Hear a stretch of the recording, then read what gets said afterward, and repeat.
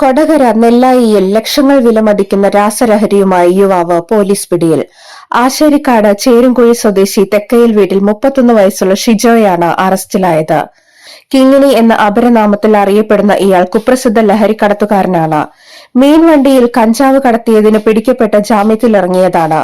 നെല്ലായി മൂരിയാട് റോഡിൽ നെല്ലായി വൃന്ദാവൻ സ്റ്റോപ്പിന് സമീപം വെച്ച വ്യാഴാഴ്ച പുലർച്ചെയാണ് ഇയാളെ ചാലക്കുടി ഡെൻസാഫ് സ്ക്വാഡ് നേതൃത്വത്തിലുള്ള സംഘവും ചാലക്കുടി ഡിവൈഎസ്പി സ്ക്വാഡും കൊടകര പോലീസും ചേർന്ന് പിടികൂടിയത്.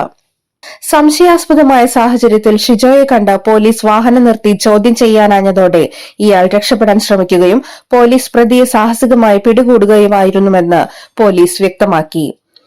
ഉണക്കമീൻ കച്ചവടത്തിന്റെ മറവിൽ കഞ്ചാവ് വിറ്റതിനും പുത്തൻചിറയിലെ ഇയാളുടെ വാടക വീടിന് പുറകിൽ കുഴിച്ചിട്ട നിലയിൽ 30 കിലോയോളം കഞ്ചാവ് കണ്ടെത്തിയ കേസിലും ഇയാൾ പ്രതിയാണെന്ന് പോലീസ് അറിയിച്ചു.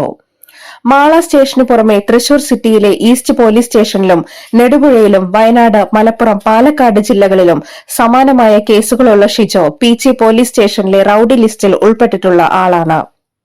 2019 ആളൂർ പോലീസ് സ്റ്റേഷൻ പരിധിയിലെ കൊമ്പിടിയിൽ സ്ഥിതി ചെയ്യുന്ന SBI ATM മുഖംമൂടി ധരിച്ചെത്തി കുത്തിപ്പൊളിച്ച് പണം മോഷ്ടിക്കാൻ ശ്രമിച്ച കേസിലും ഇയാൾ പ്രതിയാണെന്നും പോലീസ് അറിയിച്ചു.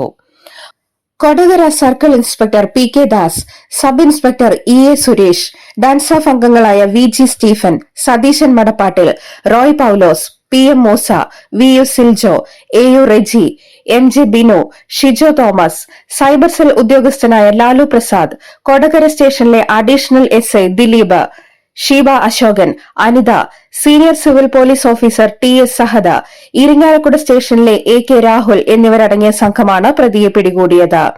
സംഭവത്തിൽ കൂടുതൽ അന്വേഷണം നടത്തുമെന്ന് ചാലക്കുടി ഡിവൈഎസ്പി K സുമേഷ് അറിയിച്ചു.